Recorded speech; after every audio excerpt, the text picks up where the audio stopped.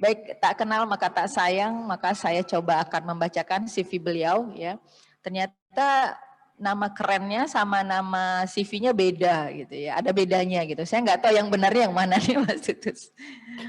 Nama beliau di CV itu Haryo Kusumawi. Beliau adalah Chief Operating Officer di ECC. Jadi ECC itu adalah Engineering Career Center-nya UGM.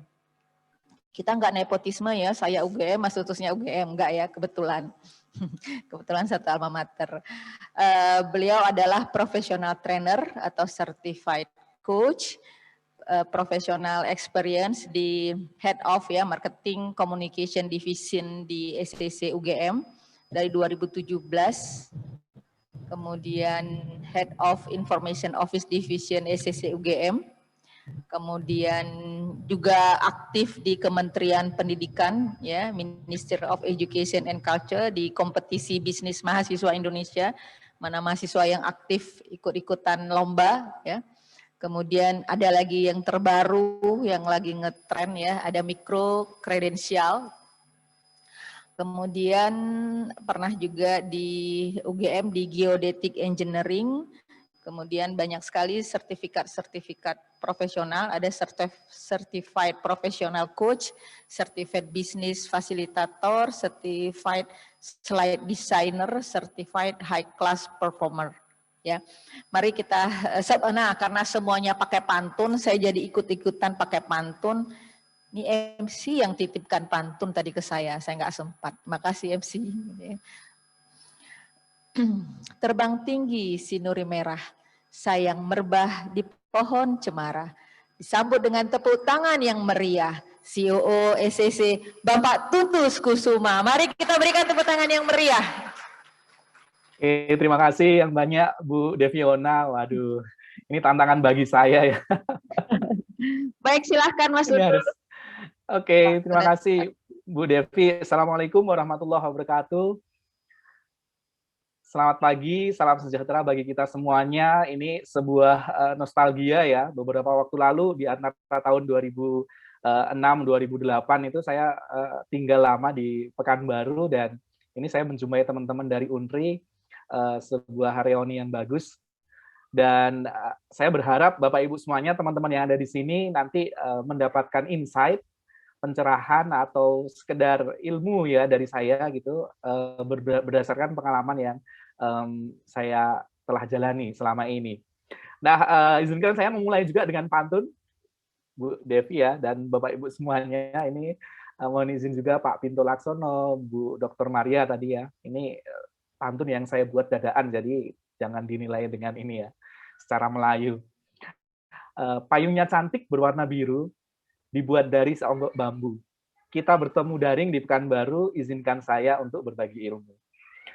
Nah, jadi di sini saya akan membagikan pengalaman saja. Kebetulan saya menjalani ini beberapa lama dan saya yakin Bapak Ibu kalau nanti menjalankan ini dan teman-teman semuanya, ini juga akan bisa mengoptimalkannya untuk terutama marketing, untuk tujuan marketing atau untuk brand communication. Nah, menarik tadi yang disampaikan oleh Bu Dr. Maria ya, bagaimana dengan segala macam usaha dan komunikasi yang dibangun itu akhirnya bisa membangun sebuah bisnis berdasarkan CSR. Yang ini saya lihat potensinya banyak banget kalau di Pekanbaru ya. Pekanbaru kan di situ banyak industri, kemudian masyarakatnya juga lebih banyak didukung oleh kehidupan di sekitarnya. Nah, ini kalau kita bisa memanfaatkan sociopreneurship yang ada di Pekanbaru, ini insya Allah tadi perkampungan atau area-area yang ada di sekitarnya sampai bahkan ke pesisir pantai itu juga akan mendapatkan manfaatnya. Nah, menyambung apa yang tadi disampaikan oleh Dr. Maria, saya menyampaikan mengenai message house atau house of message. Ya, ini sebuah pendekatan yang baru-baru ini saya pakai. Sebenarnya dulu saya pernah pakai juga, tapi ini dalam 4 bulan ini saya gunakan dan ini terbukti efektif ketika saya menjadi salah satu tim di micro kredensial. Ya, teman-teman yang mahasiswa ini, ada yang mahasiswa nggak ya, Bu Devi ya? Ada, Mas. Ada ya, teman-teman yang mahasiswa nanti bisa nih akses ke Kampus Merdeka yang ada di Kemdikbud.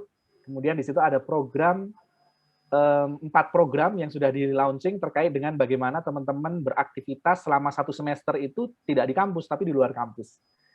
Ya, salah satunya microcredensial yang saya gawangi. Di situ teman-teman bisa magang atau studi independen di perusahaan-perusahaan yang sudah kami sediakan.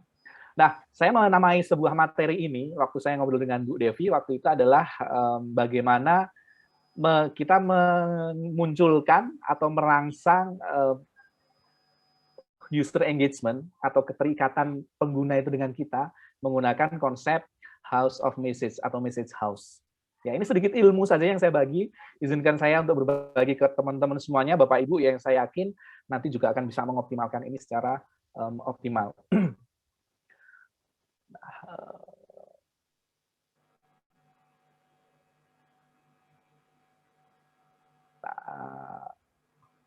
Oke, ini sudah muncul ya. Nah, ide dasar dari house message ini atau rumah pesan ya, atau house of message, ini adalah bagaimana kita selalu mengupayakan di situ ada pesan-pesan positif yang memang sudah kita desain dengan segala keterbatasan dan semua potensi yang ada dalam tim kita, itu menjadi pesan-pesan yang selalu muncul positif. Ya, saya akan mengawali dari sebuah video. Ini video yang bagus banget, saya gunakan di beberapa kelas saya, dan ini merupakan sebuah materi advertorial yang menurut saya kok inspiratif banget ya. Ini sebuah iklannya dari VW, kita simak sebentar ya.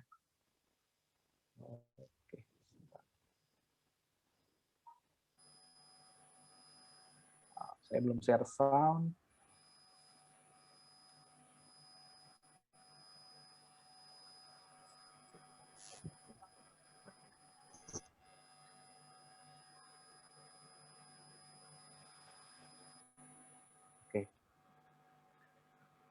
Oke, ini iklannya VW beberapa waktu lalu dan beberapa kali saya pakai. Kita simak sebentar.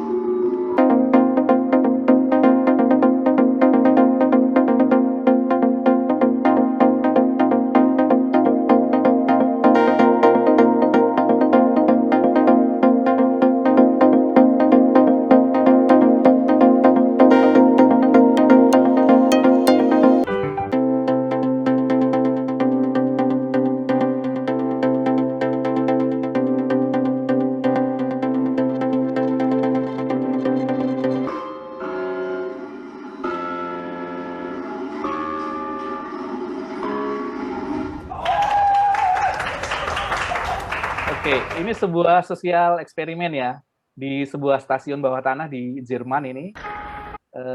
Mereka mengubah tadi ya, sebuah tangga yang tadinya kusam, jarang dinaikin orang, itu akhirnya menjadi ramai, bahkan di akhir eksperimen itu tadi 66 orang lebih memilih menggunakan tangga daripada eskalator yang nyaman. Nah, itu yang digali dalam eksperimen itu adalah fun theory. Ya, saya menyebutnya sebuah positif teori. Bagaimana tadinya tangga yang statis, yang begitu-begitu saja dan bahkan bikin capek, akhirnya dibikin menyenangkan, diberi efek positif, akhirnya itu lebih menarik orang daripada eskalator yang itu teknologi tinggi, lebih mahal, dan lebih nyaman. Nah, bahkan kalau teman-teman tadi memperhatikan, dan Bapak Ibu semuanya, itu ada yang kakek nenek itu sampai naik, bersusah payah, ada yang main-main sama anaknya, kemudian ada juga yang mengajak anjingnya untuk naik. Nah, ini sebuah pesan positif.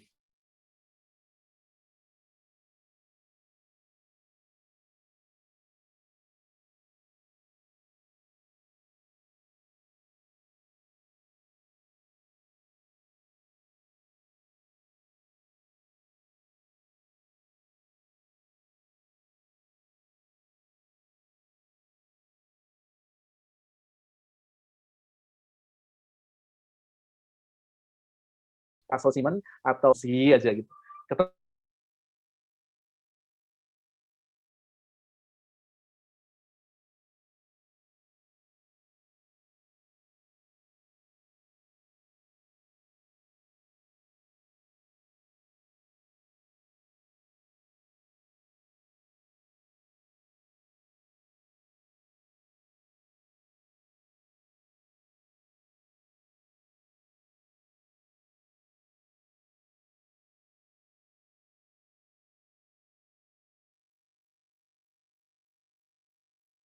Nah, itu yang harus dijawab.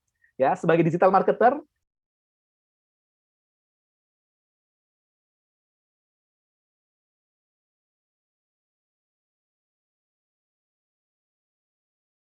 sangat positif saya ambil di sini.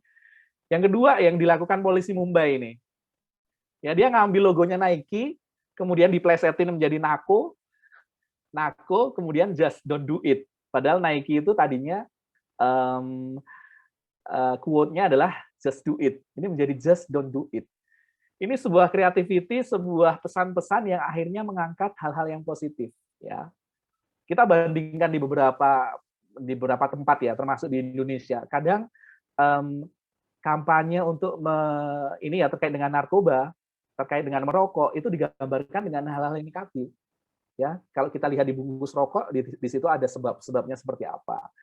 Yang itu ternyata setelah ada kampanye seperti itu banyak juga tuh yang masih ngerokok gitu.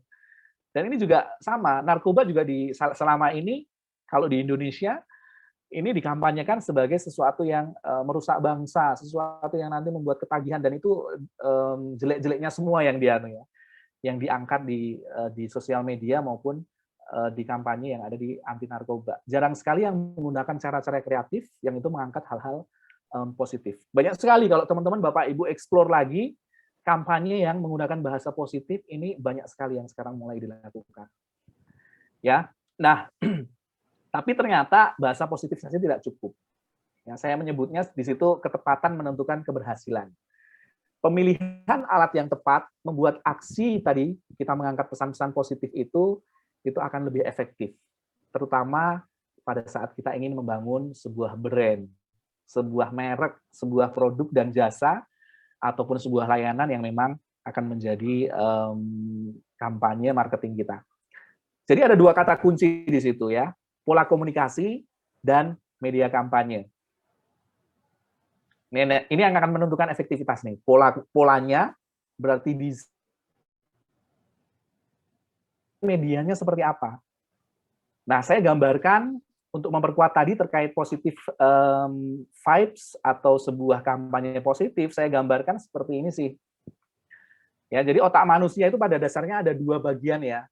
Satu bagian yang menangkap yang merespon rangsangan positif, satu bagian yang merespon rangsangan negatif. Nah, rangsangan negatif itu biasanya yang muncul nanti adalah hormon-hormon kortisol. Coba teman-teman amatilah nanti ya, suatu saat nanti Bapak Ibu juga ngamati di rumah, di sekolah, di masyarakat gitu. Begitu ada suatu hal negatif muncul, di situ rata-rata orang di sekitarnya akan lebih defensif dia. Aku nggak begitu. Seorang anak misalnya, kamu kok begini sih? Kamu mesti semalam begini ya. Itu dituduh tuh. Di situ ada pesan negatifnya, tuduhan. Sehingga apa? Yang muncul adalah kortisol dari anak tersebut di otak. Yang muncul adalah kecenderungan untuk melakukan defensif. Enggak kok, akhirnya berbohong dia. Saya nggak melakukan itu. Kemudian lebih sensitif juga dia. Dan reaksi yang ditimbulkan akhirnya dia akan lebih negatif. Kalau dalam hal konsumen atau pengguna, pada saat negatif ini kita munculkan di kampanye kita, mau visual maupun secara audio, itu yang muncul di sana adalah penolakan. Ah, barangnya kok kayak gini sih. Ah, cuman kayak gitu aja harganya mahal gitu. Nah, ini nih, ini yang kita hindari. Beda halnya jika kita mengungkapkan pesan-pesan positif. Nanti yang muncul di situ adalah hormon oksitosin. Ya, ini beda nih ternyata. Pada saat kita ngomong negatif dan pada saat kita pesannya positif, ternyata otak manusia itu merespon dengan cara yang berbeda. Dengan adanya pesan positif, nanti orang akan lebih percaya dan lebih terbuka, bahasa tubuh maupun responnya, kemudian mau berkolaborasi. Nah, kalau sudah mau berkolaborasi ini enak banget tuh. Ya, kita menawarkan sesuatu mereka pasti beli. Kita menawarkan sebuah layanan mereka pakai. Nah, ini yang kita harapkan nih.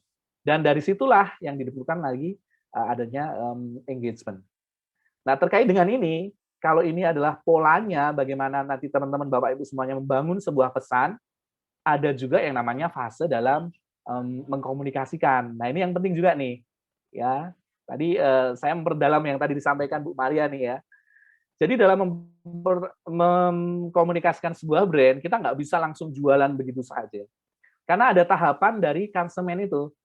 Kalau konsumennya memang adalah rata-rata orang yang kita kenal, teman-teman kita, mereka udah tahu lah. Tapi kan kebanyakan mayoritas pengguna itu adalah orang yang belum kita kenal. Jadi kita harus perhatikan nih fasenya. Ya, tahapan awal mereka adalah hanya aware saja.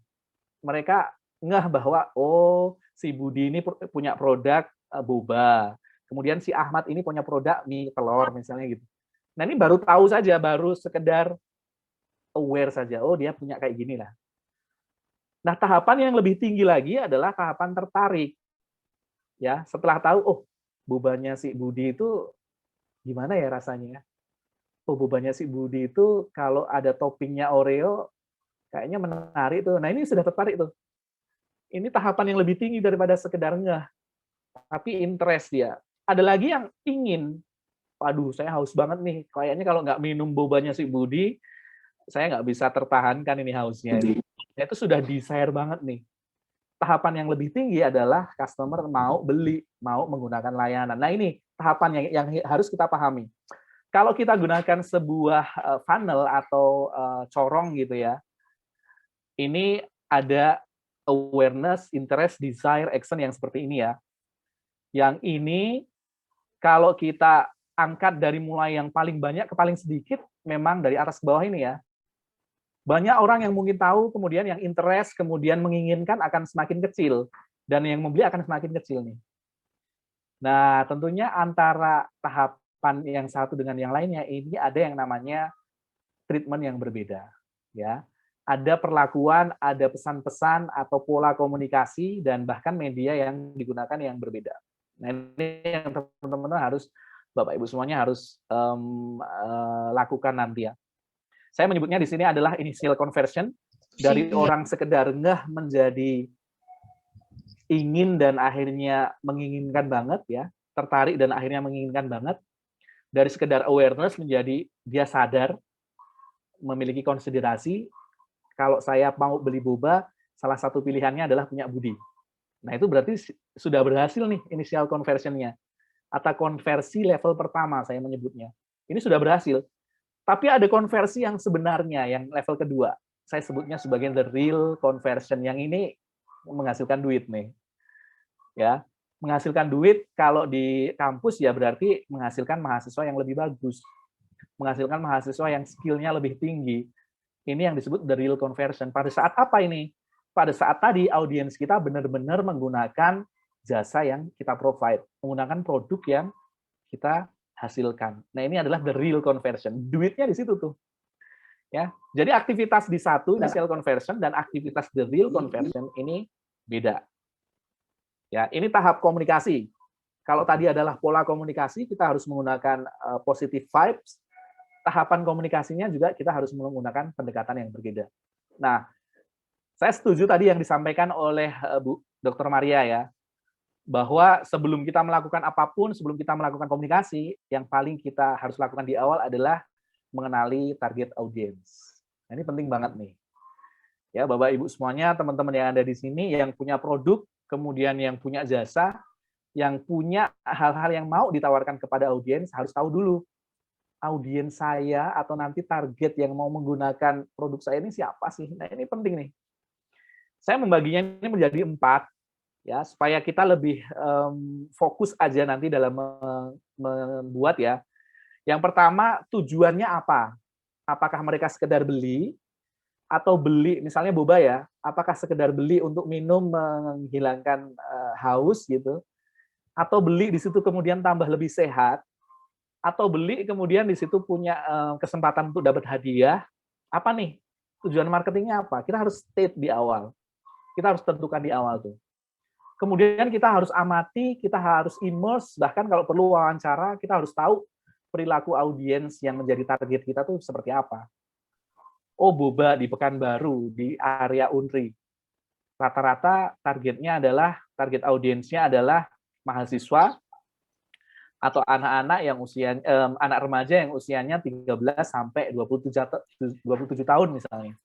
Nah, perilaku anak-anak atau remaja dari 13 sampai 27 tahun itu seperti apa tuh? Nah, diamati tuh. Perilakunya seperti ini. Mereka kalau beli boba biasanya yang pakai ada tutupnya biar nggak mudah tumpah.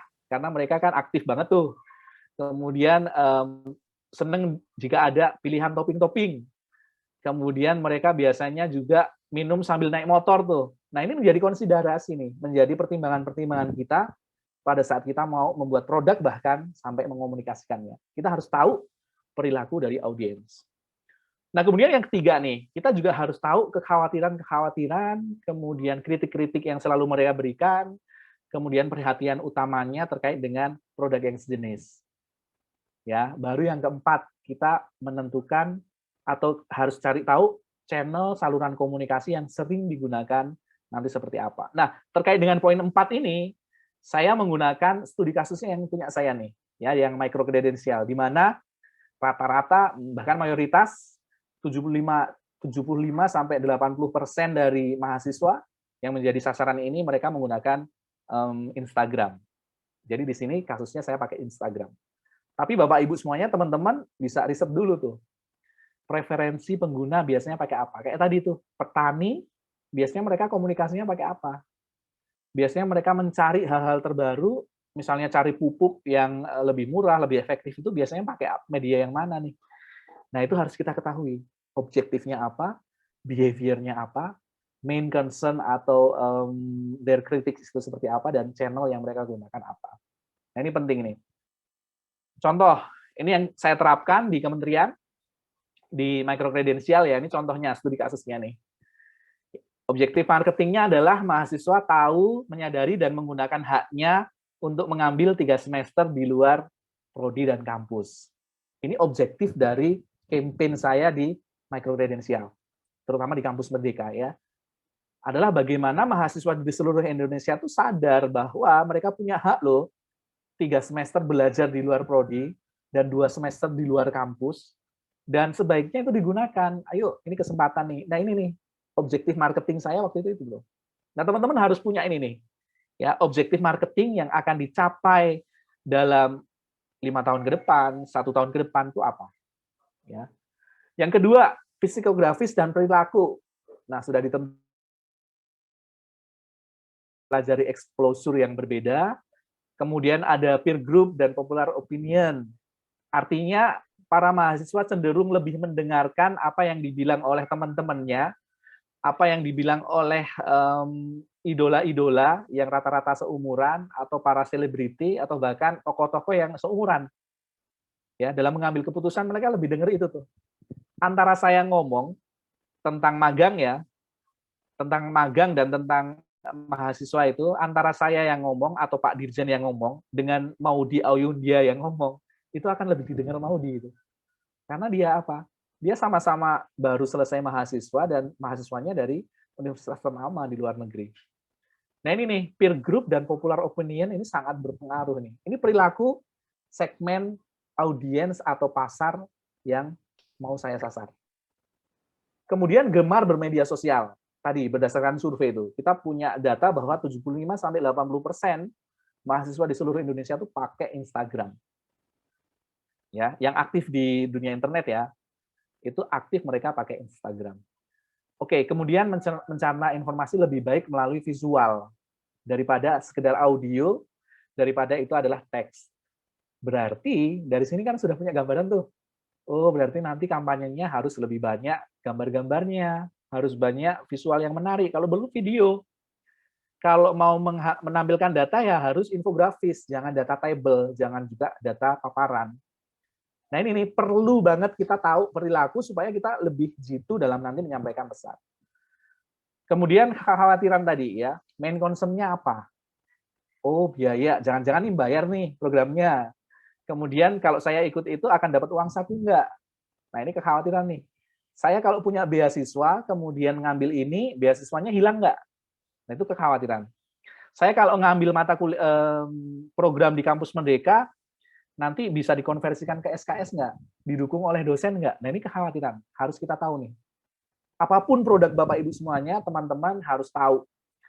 Pada produk yang sejenis, pada jasa yang sejenis, rata-rata pengguna itu mereka komplainnya di bagian apa? Itu harus tahu tuh. Ya, itulah pentingnya kita mengenali juga kompetitor. Ya, selain audiens harus tahu, kita juga harus tahu nih barang kompetitor itu apa. Nah, kemudian yang keempat terkait dengan kanal komunikasi atau saluran tadi channelnya ya. Pakai media sosial, pakai komunitas BEM. Ini contohnya. Nah, ini adalah tahapan awal sebelum teman-teman gerak melakukan campaign atau membangun brand communication. Ya. Nah, silahkan nih teman-teman, Bapak Ibu semuanya yang daring bisa juga menuliskan di situ. Kira-kira dalam 5 bulan ke depan objektif marketing dengan digital yang mau dicapai itu apa? Silahkan ya. Itu nanti 1-2 akan saya bahas setelah saya memberikan separuh materinya. Silahkan. Oke. Nah, sambil teman-teman bisa mengetikkan di situ objektif marketing dalam 5 bulan ke depan itu apa? Saya akan meneruskan nih ya. Nah, terkait dengan itu, message house atau house of message yang tadi saya sampaikan di awal, ini sangat membantu kita dalam merancang pesan dan membuat desain visual maupun desain infografis tadi yang akan disampaikan kepada audiens yang memang sudah kita targetkan. Ya, gambarannya teman-teman bisa lihat juga nanti di berbagai literasi. Gambarannya seperti ini nih, house of message itu. Kita harus punya yang namanya umbrella statement, ya, atau pesan utama dari produk kita tuh. Ya, ini kalau teman-teman yang belajar tentang bisnis model Canvas, ini yang biasanya dijelaskan dalam unique value proposition-nya. Value proposition-nya apa? Itu bisa dijadikan sebagai umbrella statement, pesan utamanya. Ya, brand kita tuh seperti apa sih? Jasa yang kita berikan atau kita tawarkan tuh bagaimana sih? Nah ini nih, ini umbrella statement tuh. Ini semua tim, semua orang yang ada dalam perusahaan kita atau dalam grup kita itu harus tahu ini nih. Ya kalau di kampus, mulai dari rektor sampai nanti tendik level terendah, itu harus tahu umbrella statement di kampus itu apa, atau pesan utama yang ingin diusung itu apa. Sehingga nanti semua aktivitas yang ada di dalamnya itu ujung-ujungnya adalah untuk mendukung umbrella statement. Dalam hal ini kalau sekarang di kampus-kampus sudah dipermudah nih dengan Mas Menteri adanya 8 IQ ya, indikator kinerja utama itu adalah umbrella statement tuh. Jadi kampus di situ harus memastikan mahasiswanya lulus dengan pendapatan yang layak, kemudian memastikan dosennya juga mendapatkan peningkatan kompetensi. Nah itu 8 IQ itu adalah umbrella statement tuh. Ya itu adalah tujuannya, tujuan utamanya. Nah, terkait dengan ini, dengan digital marketing, umbrella statement itu yang nanti kemudian didukung dengan core message, pesan-pesannya apa. Ya, pesan pendukung 1 apa, pesan pendukung kedua apa, pesan pendukung ketiga apa nih.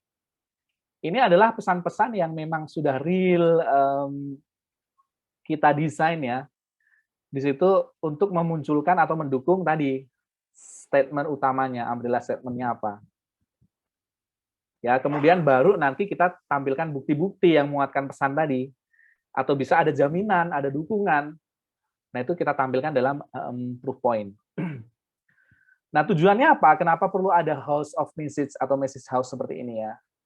Nah, tujuannya biar semua tim ini paham di sini ya. Dan akhirnya nanti bisa melakukan fungsinya masing-masing.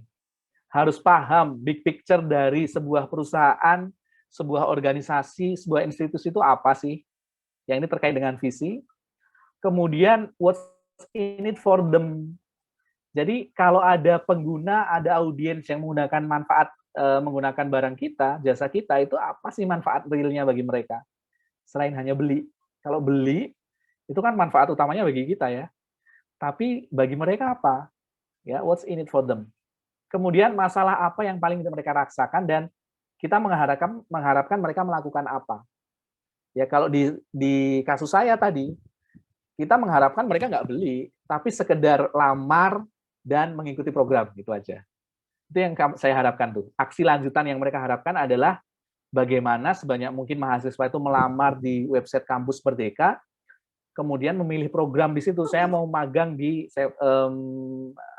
Unilever, saya mau magang di Bank Indonesia, saya mau magang di Tokopedia, saya mau magang di Browpool. Itu tinggal milih aja sebenarnya. Ya, tapi itu pun tidak semudah itu ternyata. Ya, harus ada strategi supaya mereka benar-benar akhirnya klik lamar. Nah, itu dari 1 2 3 itu yang harus kita lakukan. Nah, ini untuk menggali tadi visi, big picture, kemudian manfaatnya, utility, critics, dan action, kita bisa melakukan assessment diri dulu. Ya, di tim kita, di produk kita, di jasa kita harus mempertanyakan 4 hal ini nih. Apa sih visi utama yang ingin dicapai? Apa untungnya bagi mereka? Hal apa sih yang biasanya menjadi masalah yang dikritik, menjadi masalah yang dirasakan oleh pengguna-pengguna barang seperti itu? Kemudian apa yang ingin audiens lakukan ya? Apa yang kita inginkan audiens itu lakukan?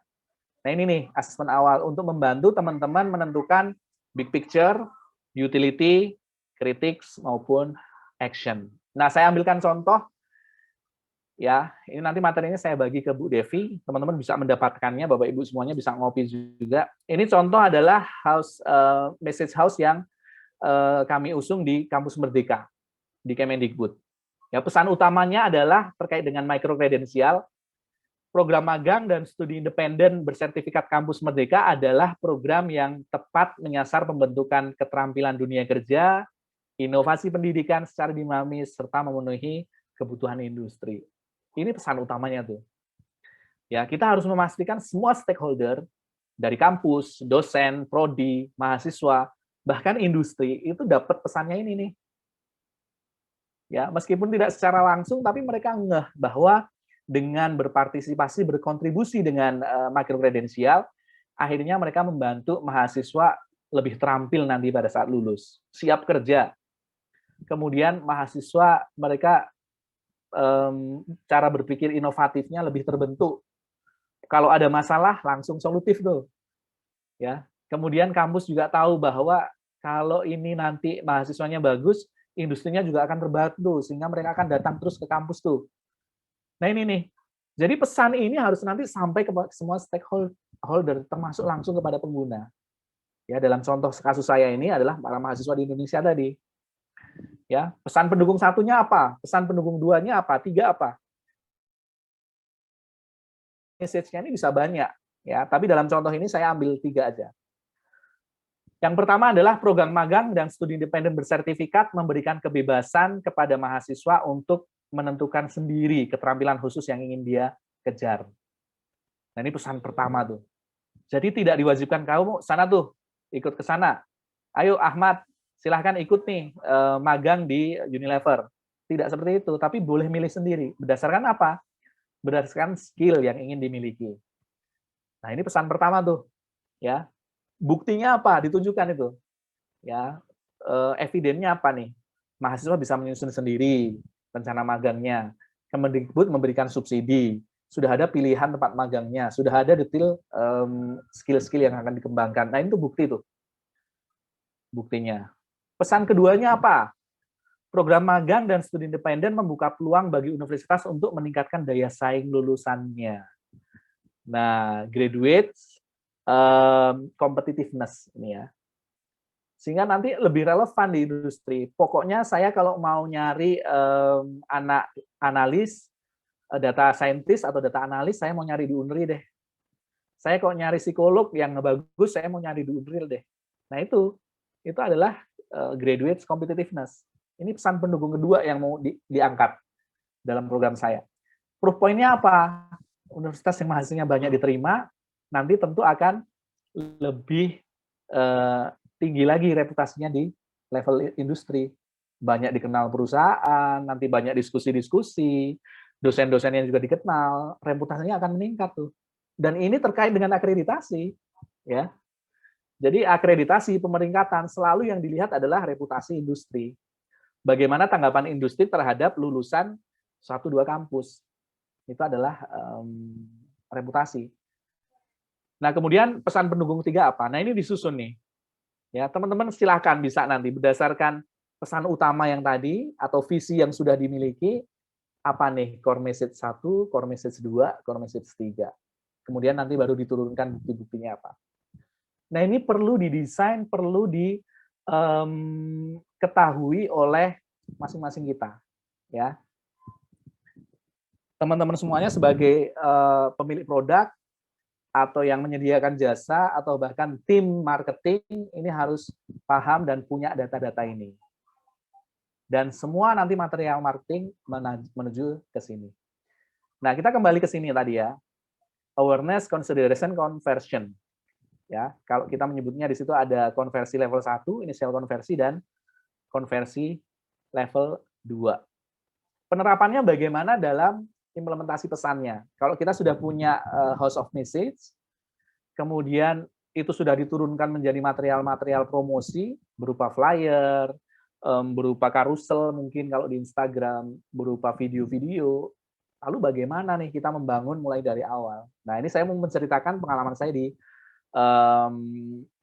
micro kredensial ya.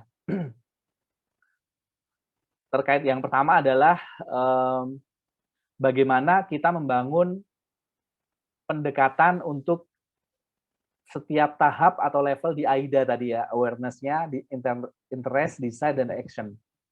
Ya, di sini tidak semua level itu kita menggunakan metode dan materi yang sama, toolnya bahkan beda-beda. Ya, kalau teman-teman Bapak Ibu perhatikan di sini, pada level awareness yang sekedar tahu saja tadi, ini ya kegiatannya adalah kegiatan yang masif. Di situ ada launching, ada seminar, ada press release, kemudian kita pasang banner di website, kemudian kalaupun di sosial media, kita juga hanya memberitahukan mengenai kebijakan yang dikeluarkan oleh Mas Menteri. Nah, ini karena mereka biar tahu dulu tuh. Ya, nggak bisa kemudian di sini kita sudah berbicara mengenai bagaimana cara mendaftar, nggak bisa, belum bisa. Kita di sini kok sudah bicara mengenai Unilever buka program apa saja, nggak bisa. Karena apa? Di sini mahasiswa atau audiens kita belum tahu produk kita tuh apa. Jadi pendekatan dan pesannya harus berbeda. Bahkan kanalnya atau saluran yang kita pakai juga sama sekali bisa berbeda. Ini yang kami lakukan. Kemudian tahapan interest dan desire nih. Ya. Tahapan di mana audiens kita mulai mempertimbangkan, kalau saya butuh produk yang seperti itu saya mau pakai apa ya?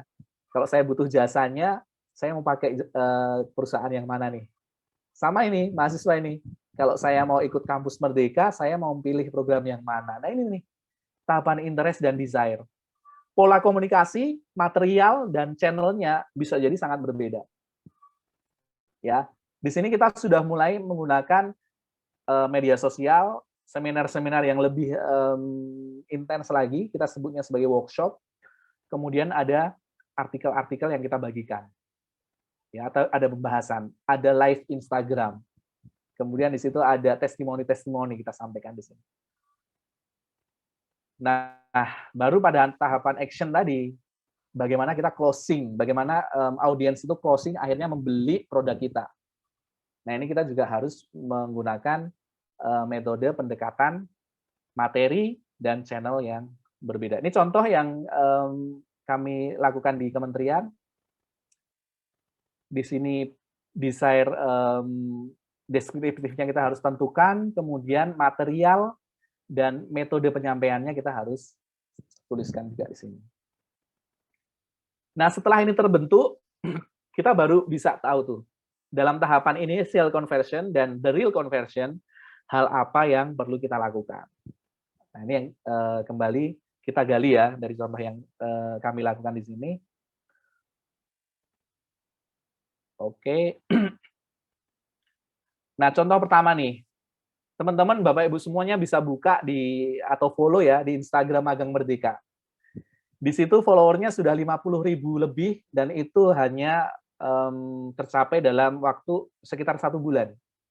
Ya, sebelum 1 bulan ini, sejak bulan April ya, sekitar beberapa minggu sebelumnya itu followernya hanya 2.000, 3.000. Tapi sekarang sudah lebih dari 50.000. Nah, apa yang kami lakukan di sini? Nah, kita memanfaatkan di sini yang namanya initial conversion. Bagaimana menjaring ikan yang ada di luar sana, kemudian yang menggunakan Instagram itu terpapar informasi mengenai program kita, kemudian follow. Itu konversi level pertama tuh, follow. Ya, kalau di Instagram ya. Jadi pastikan mereka tertangkap dulu tuh. Karena kalau belum masuk sebagai follower, nanti ada informasi baru, nanti ada undangan event, mereka nggak akan. Jadi tahapan pertama adalah arahkan semua energi untuk membuat mereka sebagai followers. Ya, kalau kita menggunakan media sosial. Jadi mengubah perhatian yang tadinya hanya ingin tahu saja, akhirnya setiap hari mendapatkan paparan informasi tersebut, akhirnya tertarik. Ini layaknya teman-teman atau Bapak Ibu semuanya yang mendengar lagu, iklan lagu gitu ya, kemudian setiap hari diputer, nanti lama-lama mesti hafal tuh. Sama juga dengan informasi kita. Ya, kalau kita informasikan terus-menerus, mereka akan hafal, kemudian akhirnya tertarik. Tapi untuk bisa begitu kan mereka harus menjadi follower dulu. Nah, di sini kita mengubah perhatian menjadi ketertarikan. Di sini kita harus pilih strategi yang tepat, pesannya seperti apa, tadi turunan dari house message tadi, kemudian yang pasti sediakan dukungan. Nah, dalam kasus ini saya menggunakan media sosial Instagram. Ya, YouTube segala macam itu hanya dukungan untuk konten Inggrisnya. Ya, tapi yang kita gunakan secara efektif, secara efisien, secara terus-menerus adalah Instagram. Oke, ini layar seperti ini ya. Tadi.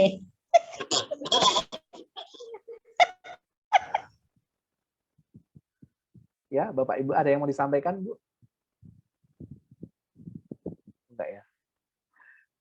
Oke. Nah, ini layaknya seperti ini ya. Maaf, kepencet.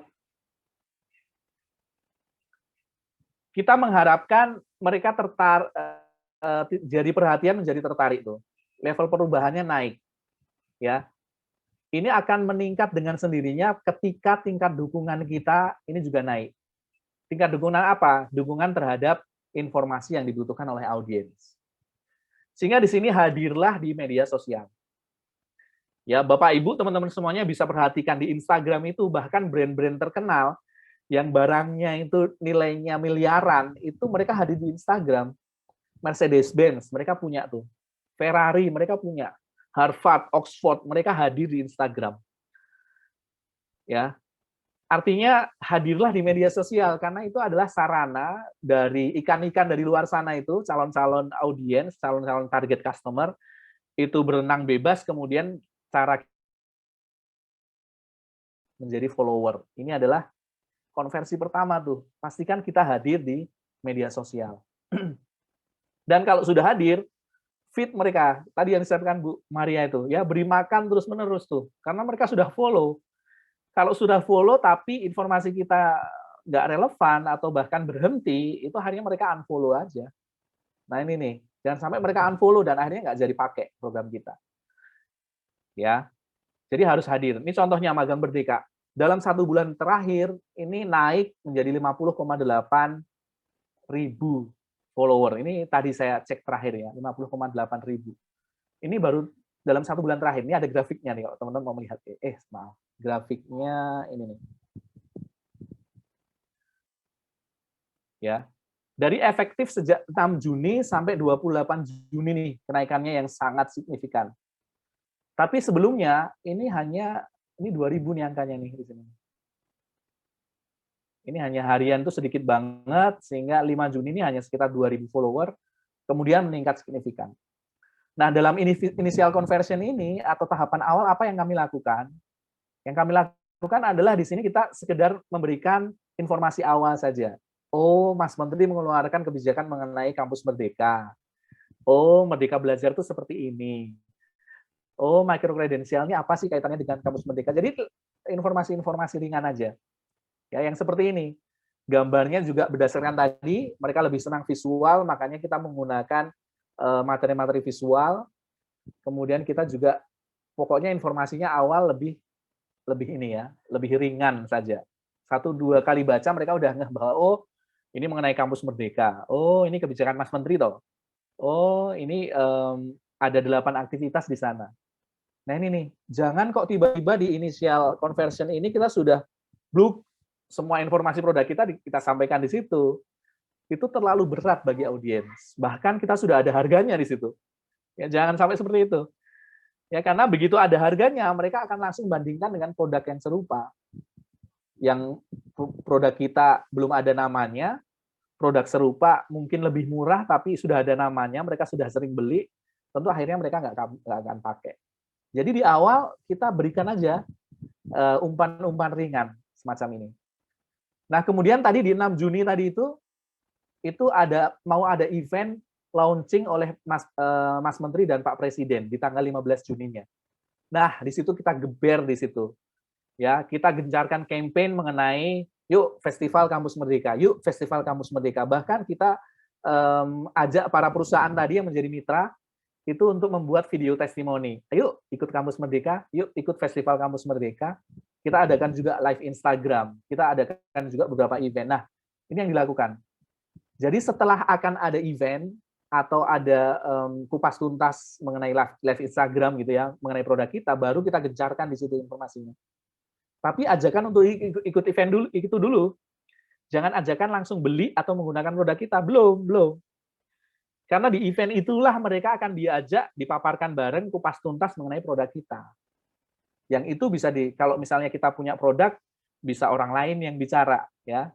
Bisa kita minta endorsement dari Pak dosen misalnya, atau endorsement dari Chevron misalnya, atau endorsement dari Pak Rektor atau Pak Wali Kota. Nah ini nih. Atau kalau kita hanya tim gitu, kita juga endorsement dari pengguna, pelaku-pelaku yang memang diberikan manfaat oleh itu. Jadi disinilah kita mulai gencar. Yang kita lakukan tadi mulai dari 6 Juni, kita mulai gencar di situ. Setiap hari ada materi yang kita fitkan di sana. Nah, kemudian setelah adanya ini, setelah launching, jangan lupa di sana ya, selalu hadir ketika sudah mulai banyak pertanyaan. Nih. Jadi kami kemudian selalu hadir ketika sudah mulai banyak pertanyaan. Jangan ketika ramai kemudian dihindari. Nah, ini ada sedikit tips ini ya, tips dan trik yang bisa teman-teman Bapak Ibu praktekkan pada saat tahapan di sini ya. Saya menetapkan di situ sebelumnya banyak sekali pertanyaan di DM, kemudian di komentar ya. Itu saya balesin satu persatu, Mbak Coco tadi, Mbak Nika juga bales, Mas Hadi juga bales, bahkan teman-teman yang ada di staf khusus Mas Menteri juga turut membantu FAQ-nya. Itu kita pokoknya bales sebisa mungkin bales tuh, ya. Kemudian ada artikel-artikel begini nih yang isinya memang untuk menggali Q&A. Jadi kalau ada artikel begini saja nanti mereka boleh komen yang bertanya. Tapi di artikel lainnya kalau ada yang tanya kita nggak balas lagi nih, karena kita sudah sampaikan di sini nih. Nah, kita sebut sebagai sesi Q&A. Akhirnya kita tetapkan nih, pada hari Minggu saja kita akan merilis artikel seperti ini, tujuannya untuk tanya jawab. Ya, kalau nggak begitu mereka akan liar banget tuh. Follower akan tanya dimanapun mereka bisa tanya, akan tanya. Jadi buat jadwal khusus untuk sesi Q&A, question and answer, tanya jawab di situ. Kemudian kalau masih ada yang komen, kemudian DM kita ya kita jawab tuh. Nah, mengenai DM ini, saya menemukan fitur yang menarik kemarin ya. Jadi di Instagram ada yang namanya, kita bisa menambahkan FAQ sampai dengan 4 pertanyaan. Sehingga pada saat audiens atau follower itu mau message kita, langsung ada daftar 4 pertanyaan yang bisa mereka tanyakan. Itu yang pertama. Yang kedua ada yang namanya fitur save reply. Save reply itu pada saat ada pertanyaan tertentu, kita bisa membuat tim kita yang ada di sosial media di Instagram itu menjawab dengan teks default atau template tadi kalau disebutkan oleh Dr. Maria. Ada teks template, kita tinggal ketikkan kata-kata kunci saja. Pada saat kita ketikkan kata kunci misalnya target, itu muncul pilihannya untuk menggunakan template pertanyaan itu. Ini sangat membantu dalam menjawab ribuan DM yang masuk dalam satu hari. Nah ini nih, karena apa? Kita harus memastikan kita selalu hadir ketika pertanyaan diajukan. Jangan malah kita nggak ada. Kalau kita sekali nggak ada, follower atau calon audiens itu akan ping out mereka. Nah, ini ya grafik yang tadi saya sebutkan, mulai dari Juni itu naik, bahkan kemarin itu hari Senin, pada saat setelah Q&A kita buka, ada kuis, saya bikin beberapa kuis di story di situ, saya bikin agak lucu, kemudian engagement-nya meningkat banget nih, sampai 50.000 dalam satu hari. Ini engagement-nya. Nah ini adalah initial conversion, baru konversi menangkap mereka menjadi follower. Yang kedua, baru the real conversion. Bagaimana mereka akhirnya beli atau mereka menggunakan. Kalau di kasus saya, bagaimana mereka melamar. Nah, the real conversion ini adalah the real konversi sebenarnya yang harus dikejar oleh para marketer. Karena di sini cuannya, ya, di sini duitnya tuh. Di sini indikator kinerja yang sebenarnya itu diukur. Kalau di tim saya juga ukurannya di sini, bukan yang inisial tadi. Ya, Mas Menteri, Pak Dirjen tidak akan peduli berapa banyak follower di Instagram. Yang diperhatikan adalah berapa banyak mahasiswa yang akhirnya register di website kemudian melamar, atau the real conversion-nya berapa. Sama juga nanti. Jadi para CEO, para direktur tidak akan peduli berapa banyak follower dari Instagram kita. Yang dipedulikan adalah berapa yang beli. Ya. Berapa omsetnya nih bulan ini. Itu the real conversion-nya di situ. Ya. Jadi itu yang harus menjadi concern dari aktivitas di konversi level kedua. Nah, dari sisi Instagram yang kami lakukan adalah bagaimana kita mengakselerasi pengguna itu segera melakukan action. Ya, kita buat yang namanya panduan operasional baku. Ada panduan untuk mitra, panduan untuk kampus, panduan untuk dosen, panduan untuk mahasiswa. Itu ada semuanya tuh. Kita buat panduan.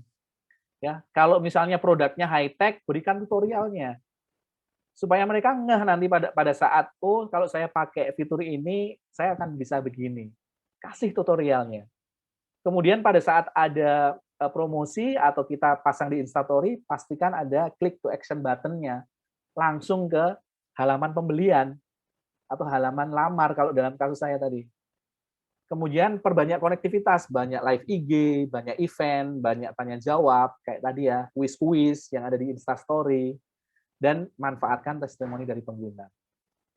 Nah, terkait dengan itu, the real conversion yang terkait dengan micro credential di Kemdikbud ini, contohnya ini, per hari ini, dalam waktu ini 2 bulan saja, sejak bulan Mei, ini dalam tempo 2 bulan, ada 180.000 mahasiswa yang mendaftar. Yang tadinya mereka nggak tahu apa-apa, kemudian mendaftar di kampus Merdeka. Ini 188.000 dalam waktu 2 bulan. Dan untuk program saya sendiri yang micro credential tadi ada 27.000 ya, yakin bahwa saya mau ikut magang nih, saya mau ikut magang di sini, kemudian klik lamar, ada 27.000, tidak sekedar tidak sekedar register, mendaftar saja, tapi bahkan melamar. Ya, jadi ini adalah real conversion yang kami hasilkan. Nah, ini hanya bisa dilakukan jika satu tim, semua stakeholder yang ada dalam tim tersebut itu stay inside message house. Ya, tetaplah berada dalam message house dan kamu akan mengamankan profitmu di masa depan. Oke, satu quote dari saya terakhir, tugas kita semua sebagai digital marketer adalah mengamankan atau menyampaikan hal-hal yang positif. Keputusan selanjutnya tetap kita serahkan kepada customer. Saya Tutus Kusuma, saya kembalikan lagi ke Bu Daviona. Terima kasih.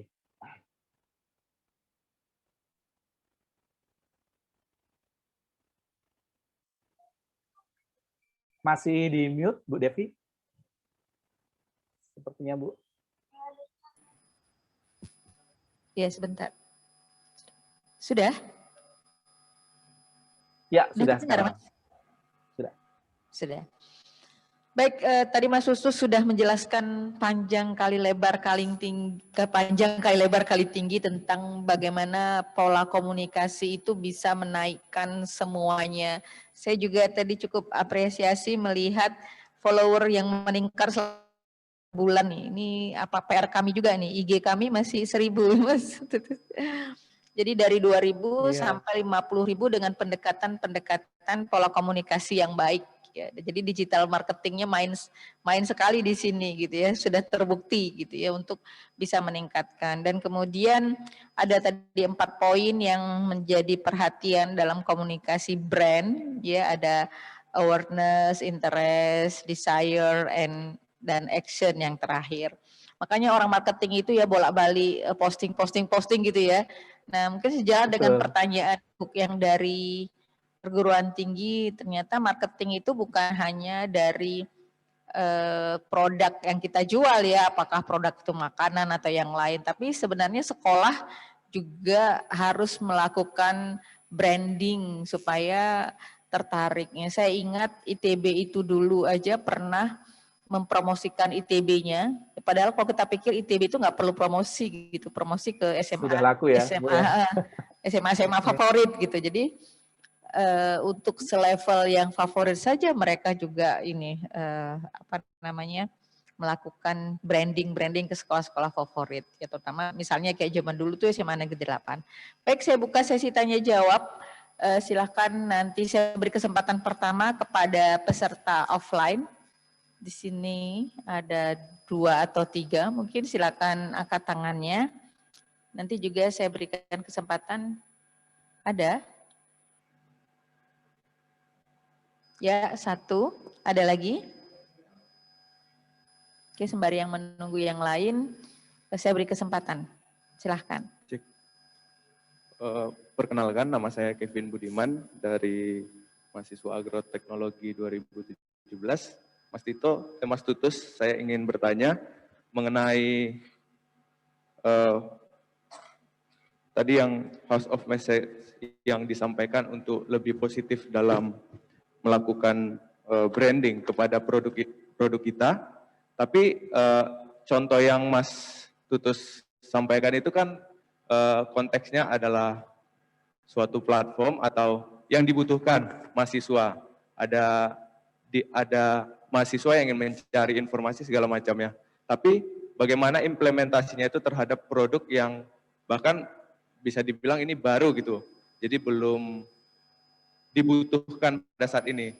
Kalau contohnya tadi mungkin atau lebih kita bisa implementasikan ke akun P2K2-nya Unri gitu. Bagaimana konsepnya tadi bisa dijalankan gitu. Makasih, Mas. Baik, langsung aja kali ya, sambil menunggu yang lain. Oke, bagaimana mengimplementasikan pada produk baru ya? Oke, saya mau tanya Bali ini. Produknya apa nih? Contohnya tadi ya. Contohnya produknya apa nih, Mas? Mungkin masih diberikan. Atau mungkin kita langsung silakan berdiskusi mungkin supaya kelihatan ya. Ke produk makanan gitu. Atau mungkin contohnya produknya apa? Kayak tadi pertanian gitu kan. Kita mau jual produk-produk pertanian bisa bahan pokok atau pangan. Bagaimana itu bisa kita terapkan user using itunya. Gitu sih, Mas. Siap. Oke, contohnya bahan pertanian, bahan pokok ya, bahan hasil produksi pertanian. Ya, bagaimana membuat orang akhirnya beli ke situ ya, beli bahan produksi pertanian kita. Nah, kita kembalikan ke konsep house message, Mas ya, house of message atau message house-nya tadi. Ya, dalam rumah pesan, dalam tahapan pertama yang ada di atap tadi adalah kita harus punya di situ umbrella statement-nya. Nah, tadi Mas harus tentukan dulu nih, umbrella statement terkait dengan produk pertanian tadi apa nih? Jadi visi ini ya, mungkin grup yang mau mengoptimalkan petani ini apa? Itu harus disampaikan dalam house statement, karena itu akan mempengaruhi semua pesan yang akan menjadi turunan. Ya, apakah di situ sekedar membuat produk kita terjual, yuk jual sebanyaknya, atau di situ ada visi atau ada istilahnya misi ya, atau ada tujuan mulia yang ingin dicapai. Misalnya, yuk kita perbaiki bareng-bareng nasib para petani di Pekanbaru, di Riau, misalnya di Kabupaten Siak gitu, di Kabupaten Siak, supaya dalam 2030 mereka akan menjadi petani yang mandiri, misalnya gitu tuh. Ya, jadi harus ada statement umbrella-nya apa nih, ya. Teman-teman, Bapak Ibu semuanya kalau menyaksikan beberapa produk-produk atau beberapa provider yang mereka akhirnya besar, semacam TaniHub, kemudian ada Tokopedia, bahkan Bukalapak, itu punya message statement sendiri, ada umbrella statement sendiri. Ya, TaniHub misalnya, mereka punya misi bagaimana para petani lokal ini produknya bisa langsung dibeli oleh para customer dengan harga yang murah, tapi kesejahteraan mereka naik karena nggak pakai tengkulak lagi nih. Tuh. Ini adalah misi atau umbrella statement-nya dari TaniHub. Sehingga semua pesannya ke bawah itu berdasarkan umbrella statement ini. Nah, Mas coba digali nih, di produk tadi yang mau dibangun, yang mau dibangun brand-nya, itu pesan apa yang mau dibawa. Jangan melulu mengenai penjualan. Sama di PK B2K2 Unri, apa nih pesannya? Misalnya 2030 lulusan Unri siap go internasional misalnya. Itu adalah umbrella statement nih. Ya. Yang ini begitu nanti kita campaign pertama langsung mau nih adik-adik kalian bisa bekerja di perusahaan internasional, bisa bekerja di Jepang misalnya gitu. Nah, itu begitu kita keluarkan pesan pertama langsung menggetarkan hati audiens tuh. Oh, kemudian mereka ingin tahu. Jadi ini umbrella statement merupakan satu starting point yang sangat penting bagi semua pemilik produk, pemilik jasa, pemilik layanan bahkan, supaya apa? Supaya pesan ke bawahnya itu kita bisa desain sedemikian rupa tetap mengacu pada umbrella statement-nya atau pesan utamanya tadi. Itu ya, Mas. Jadi didesain dulu, Mas. Tadi house message-nya, Mas. Silakan pertanyaan berikutnya, Bu Devi. Baik, terima kasih Mas Tutus. Jadi memang pesan yang akan dibawa itu jauh lebih penting daripada yang lainnya untuk di awal ya Mas Tutus ya. Betul. Baik, mungkin kesempatan kedua saya berikan kepada peserta offline sambil menunggu dari yang ini, yang peserta online. Silahkan. Ya, silakan Mas di sebelah kiri saya.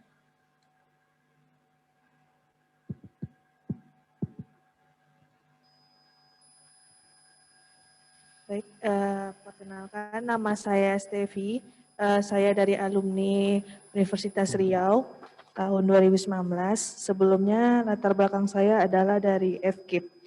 Nah, saya ingin bertanya kepada Bapak Tutus.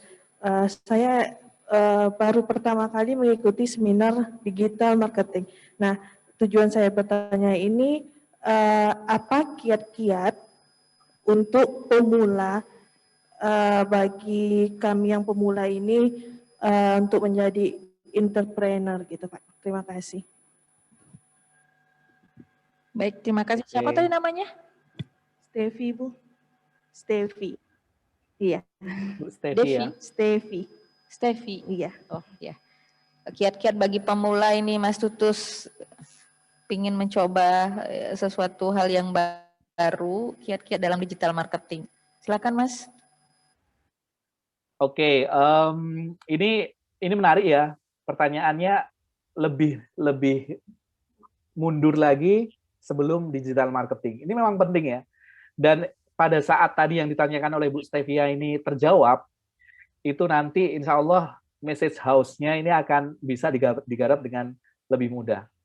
Ya, ada 3 hal ya yang harus dipersiapkan oleh seseorang kalau mau beralih menjadi entrepreneur atau memulai sebuah bisnis ya atau sebuah wirausaha. Yang pertama adalah tadi yang saya sampaikan, yang Bu Dr. Maria juga sudah menyampaikan sih, ada yang namanya noble purpose.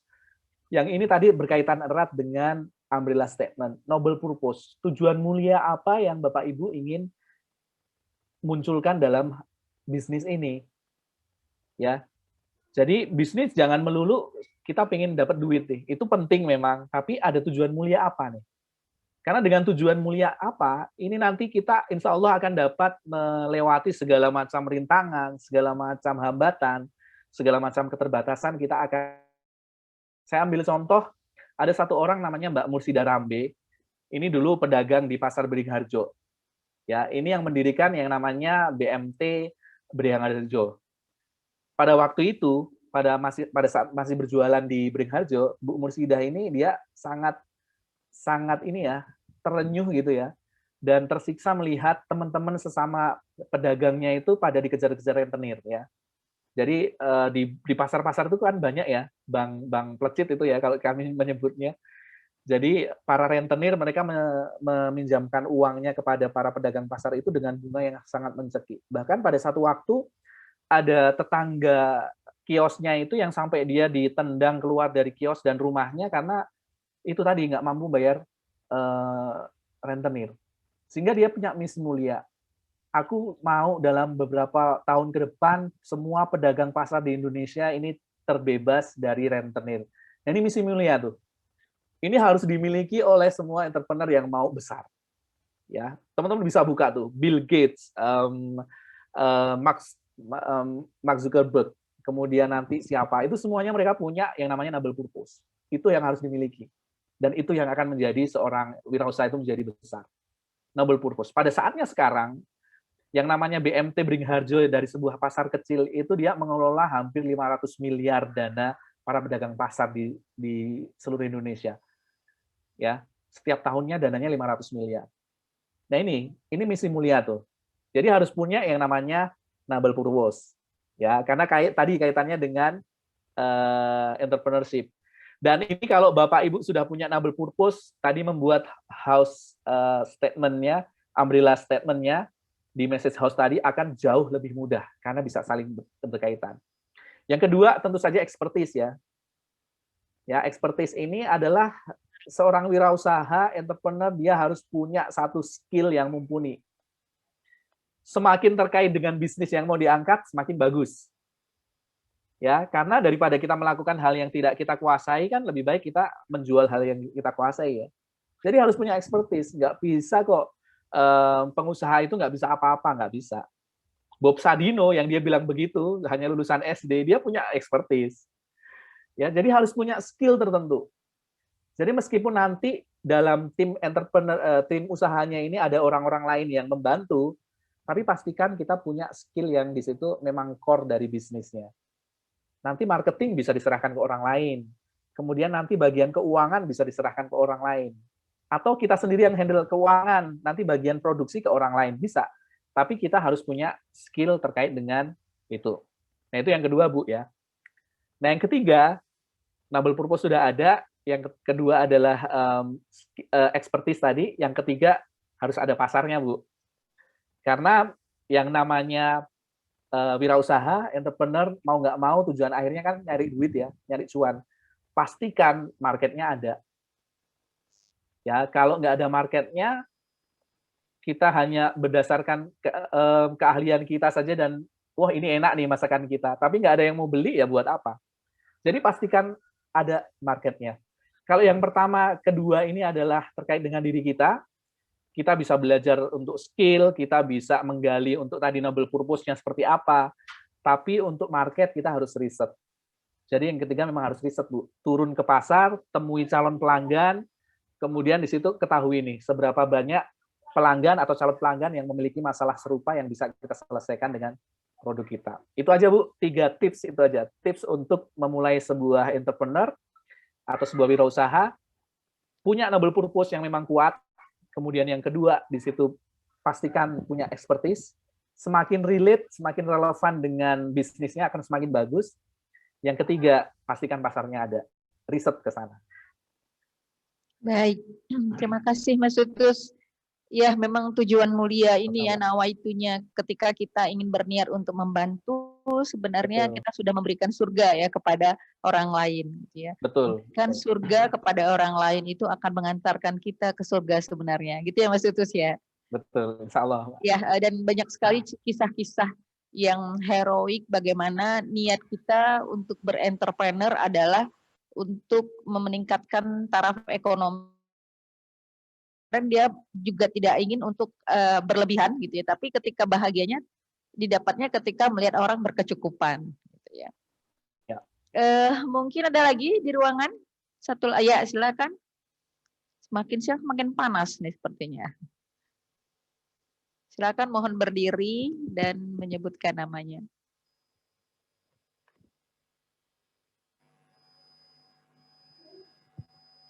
Oke, Assalamualaikum warahmatullahi wabarakatuh. Perkenalkan, nama saya Muhammad Nasiruddin, saya dari FKIP Universitas Riau. Mungkin pertanyaan saya lebih ke mengenai pengoptimalan sosial media sih Mas. Yang mungkin kalau akhir-akhir ini atau mungkin dari dulu juga udah dimulai, penggunaan media sosial mungkin seperti WA itu lebih sering digunakan sebagai sarana promosi begitu. Mereka lebih memanfaatkan mungkin menggunakan story WA atau untuk sarana sebagai memasarkan produk-produk mereka. Nah, pertanyaan saya itu, saya melihat mereka memasarkan itu menggunakan spam gitu, maksudnya memasarkannya berturut-turut gitu. Jadi dari perspektif saya yang bukan pemilik usaha itu melihat, ini apa sih kok banyak kali postnya. Jadi kayak ada kebosanan begitu dari saya yang bukan pemilik usaha itu. Nah, menurut Mas bagaimana sih tips yang tepat ketika kita nanti sudah punya usaha dan bakal menggunakan media itu juga untuk sebagai sarana pemasarannya? Mungkin itu sih. Terima kasih Mas. Baik, terima kasih. Silakan Mas Tutus. Oke, ini menarik ya. Ini juga sering kita alami, mendapatkan SMS, WhatsApp, di grup segala macam, itu kebanyakan spam ya. Nah, pengalaman saya biasanya cerita berdasarkan pengalaman ya Mas ya. Pengalaman saya ada rumusnya itu Mas. Rumusnya adalah sharing, sharing, selling. Ya. Sharing, sharing, selling. Sebelum kita selling, menjual, artinya menawarkan produk kita yang sudah ada harganya biar mereka beli, itu kita harus dua kali lebih banyak sharingnya dulu. Jadi sharing, sharing, selling. Ini bukan teori ya, tapi memang pendekatan klasik dari dulu tuh. Jadi yang dilakukan oleh para produsen, para brand-brand ternama itu, mereka tidak langsung menjual barangnya begitu saja, tapi sharing dulu. Sharingnya bisa macam-macam.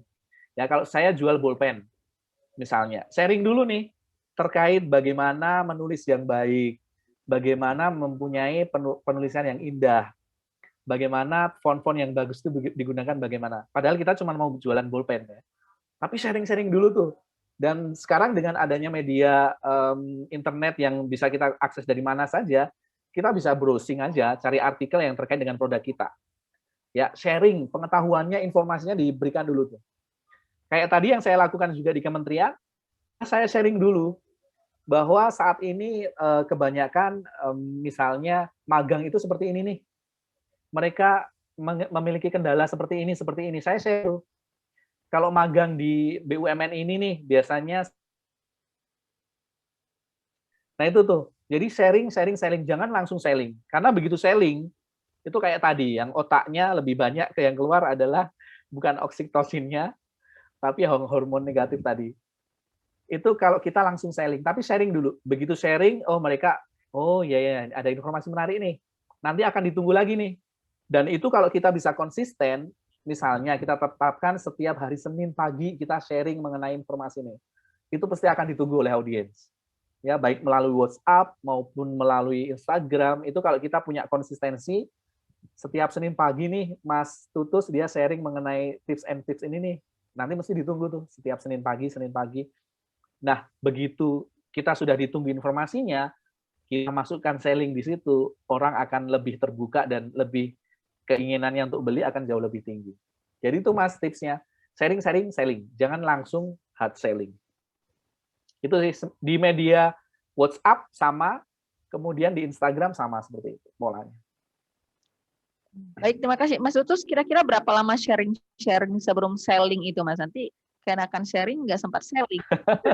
Atau orangnya udah pada bosan. Intinya informasi dulu yang disampaikan ya, bukan produk yang mau kita jual gitu ya. Betul. Misalnya kita menjual produk organik, berarti kita ceritanya tentang produk organik dulu gitu ya, bagaimana produk organik sehat gitu ya. Kemudian ujung-ujungnya bukan duit ya, ujung-ujungnya jualan gitu ya, ujung-ujungnya. Bisa. Tapi ada nggak ya Mas, misalnya berapa lama kita harus, misalnya tadi kan kadang-kadang ada juga tuh yang sering ya masuk ke WA kita ya, jualan ini, jangan lama bosen ini, tapi kadang-kadang lama, adalah beli juga lah gitu ya. Iya. Bukan beli dengan terpaksa, tapi karena benar juga gitu ya, benar juga. Gitu.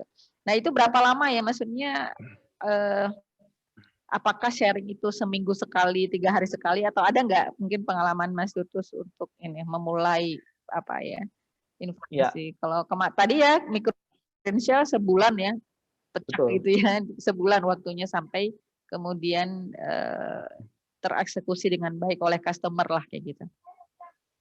Ya, kalau berapa lama ini kita sendiri yang ngatur pace-nya ya, kita sendiri yang ngatur ritme dan kecepatannya mau seperti apa. Kalau yang di tempat kami tadi, memang kita setting 1 bulan nih, karena kita punya concern di Juli nanti mahasiswa harus sudah ngurus KRS, sudah diterima nih ya. Jadi kita memang desain 1 bulan untuk kenal, tapi bisa juga didesain 2 minggu. Ya, tapi jangan terlalu cepat. Jangan lebih cepat dari 5 hari. Ini kemarin baru sharing-sharing kok sekarang udah jualan tuh. Jadi seminggu lah, seminggu atau 2 minggu itu bagus banget. Kalau teman-teman punya produk baru, pastikan ambil waktu ke belakang 2 minggu. Nah, disitulah mulai aktif untuk membagikan mengenai informasi. Tapi jangan ngomongin produk dulu, ya. Artinya disimpan dulu nih kita punya produk. Jadi dalam 2 minggu itu bisa setiap 2 hari sekali atau bahkan setiap akhir pekan saja kita sudah menginformasikan mengenai informasi tadi yang mau kita bagikan. Nah, baru di akhir minggu kedua kita sharing, kita selling bahwa kita punya produk seperti ini untuk mengatasi ini dan Bapak Ibu bisa begini. Nah itu sih. Jadi 2 minggu waktu yang sudah cukup. Tapi kalau mau dipercepat, misalnya setiap hari itu juga oke, dengan nanti tentu efeknya atau konsekuensinya juga lebih ya. Akan ada biaya, akan ada berarti materinya harus konsisten segala macam. Itu sih, Bu Devi. Baik, terima kasih. Silahkan yang mau memulai usaha mungkin bisa mengikuti tips ini ya. Jadi 3S sebenarnya sharing, baru selling. Gitu ya. Jangan selling yang pertama. Oke, kalau tidak ada lagi kah di sini di ruangan ini?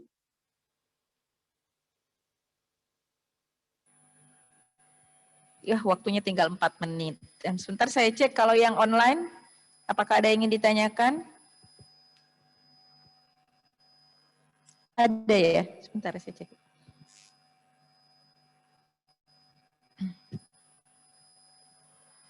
Silahkan buka saja mute-nya.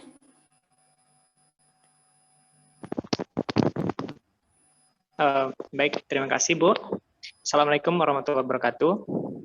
Afif lagi nih. Afif. Iya, karena nggak ada yang bertanya, jadi saya kumpulkan ini Bu. Saya ini karena banyak yang mau ditanyakan sebenarnya. Oke, silahkan. Oke, terima kasih pemateri Mas Tutus. Yang ingin saya tanyakan ini Mas, kalau dalam bisnis banyak ya yang mau kita lakukan, atau kita bergeraknya di banyak hal. Ada yang memang dia bergerak pure bisnis, ada yang bergerak di social and business, dan ada yang social business. Nah itu kan Mas, pendekatan atau approach kita kan beda-beda Mas. Kalau bisnis oke, dia punya modal yang bagus, dia bisa melakukan research yang memang betul-betul bisa lah melihat dari kebutuhan dari konsumen, dan juga dia bisa meng-hire banyak hal gitu, orang, influencer segala macam itu lebih gampang gitu untuk menyampaikan message of house-nya itu kepada target customer-nya. Nah, gimana dengan social business Mas? Atau sosial dan bisnis. Jadi kadang-kala kalau sosial dan bisnis itu saya lihat bisnisnya itu kadang-kala tidak terlihatkan, dia lebih banyak menjual yang sosialnya gitu. Akhir-akhirnya orang berpikiran image orang-orang, orang ini memanfaatkan nih unsur sosial untuk mendapatkan duit gitu. Ini sosial dan bisnis Mas ya, beda dengan sosial bisnis. Nah, gimana juga kalau dengan yang sosial bisnis Mas?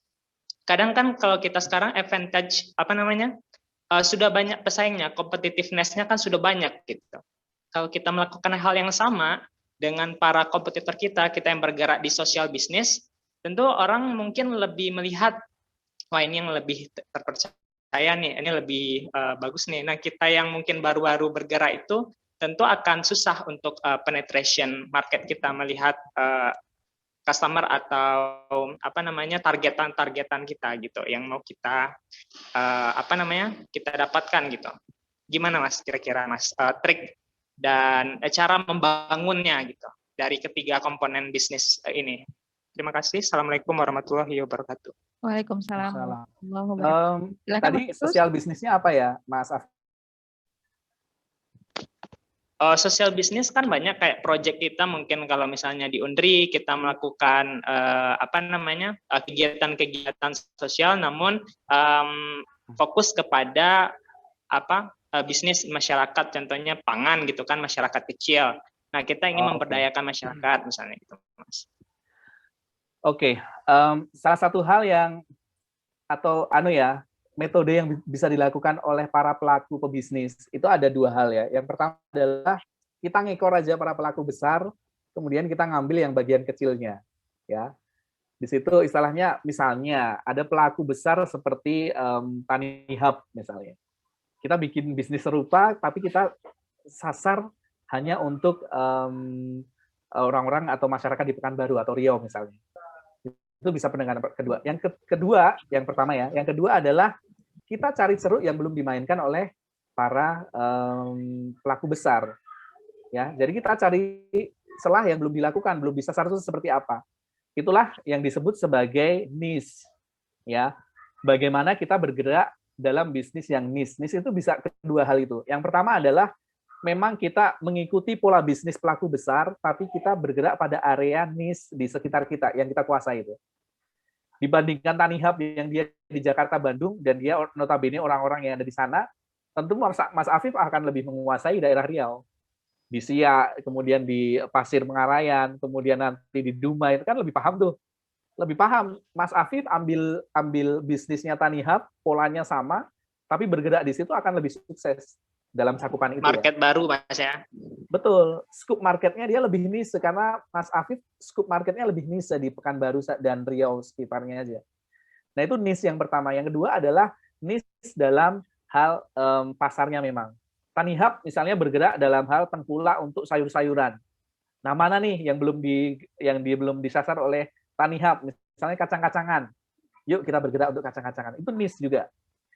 Ya, jadi sama juga di sosial bisnis.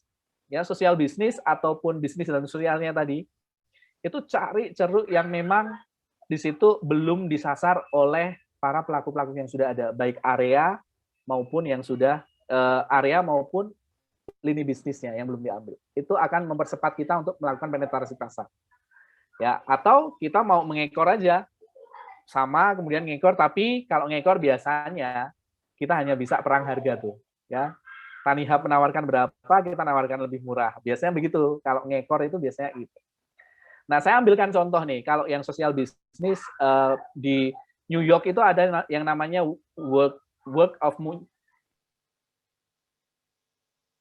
Ya, jadi dia mengemas cerita dari orang-orang yang ada di New York, tapi bukan orang-orang yang berhasil. Kalau orang-orang berhasil di New York itu kan banyak ya. Di media-media juga banyak, tapi orang-orang kecil, orang-orang pinggiran, kemudian orang imigran, bahkan orang-orang yang homeless, pengangguran, tidak punya rumah, di situ dikemas ceritanya, tapi dari sisi keberhasilannya.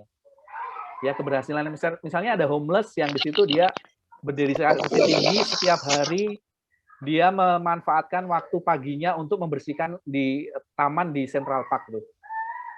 Keberhasilannya dalam hal itu dikemas tuh dalam sebuah cerita. Akhirnya Words of New York ini dia menjadi sebuah platform yang semua funding, semua donasi itu masuk ke sana, Mas. Ya, dari sebuah cerita saja. Ya, jadi dia mengambil sesuatu yang tidak dilakukan oleh media lain, yaitu mengangkat cerita-cerita orang kecil, tapi dari sisi keberhasilan, bukan dari sisi bagaimana dia sengsaranya gitu ya, tapi dari sisi keberhasilan masyarakat kecil, dan dari situlah dia menemukan bisnis filantropi. Ya, dia meneruskan tadi donasi-donasi dari luar, dan dari situlah kan dapat duitnya di situ ya. Nah itu salah satu socialpreneur yang biasanya saya jadikan patokan sih. Dan saya yakin di Pekanbaru juga ada, Mas. Nah nanti tinggal dicari nih celahnya mana.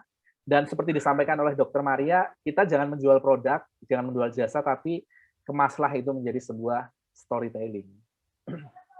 Menjadi sebuah cerita. Gitu Mas Afif. Ya, makasih Mas Tutus. Baik. Terima kasih banyak Mas Tutus. Masya Allah, luar biasa pada hari ini. Saya juga ingin membuat quotes juga ya. Jadi ada sebuah kisah sebenarnya tentang bagaimana marketing itu juga perlu analisa ya. Ada sebuah kisah namanya Abdurrahman bin Auf ketika beliau pindah ke Madinah ya. Kemudian beliau itu berjualan kayu bakar. Nah, itu kan akan kenapa? Karena pada saat itu tidak pernah ada orang jual kayu bakar. Kenapa analisisnya menjualan kayu bakar? Karena ternyata pada saat itu perekonomian sedang bagus di kota Madinah. Dan tidak pernah ada orang yang membeli kayu bakar. Orang pasti ngambil di hutan. Tapi karena perekonomiannya semakin tinggi, orang juga mikir, ngapain beli, ngapain nyari kalau bisa beli karena uangnya ada. Akhirnya Abdurrahman bin Auf bisa menjadi orang terkaya di kota Madinah. Gitu ya. Jadi mungkin bisa banyak membantu, sampai sekarang mungkin hartanya masih ada gitu ya Abdurrahman bin Auf. Mungkin itu. Terima kasih sekali ya. Kita cukupkan sampai di sini, sudah jam 12.05, sudah lewat 5 menit. Mohon maaf kalau berlebih waktunya. Dari atas nama pribadi dan P2K2 saya mengucapkan terima kasih kepada Mas Tutus yang sudah berbagi ilmu, berbagi inspirasi, berbagi informasi. Semoga menjadi amal, pemberat amal di hari akhirat nanti. Nah, saya juga ikut-ikutan membuat kurs sebelum masuk pantun. Pandangan positif Anda terhadap segala sesuatu merupakan jalan lempang menuju masa depan yang gemilang. Jadilah orang yang ketiadaannya dicari, kehadirannya dinanti, kepergiannya dirindui, kematiannya ditangisi, kebaikannya diteladani, karena sebaik-baik manusia adalah yang bisa memberi manfaat kepada orang lain. Saya Deviona, pamit undur diri. Terima kasih atas segala perhatiannya. Oh, ada lagi satu lagi nih. Ada pantunnya nih.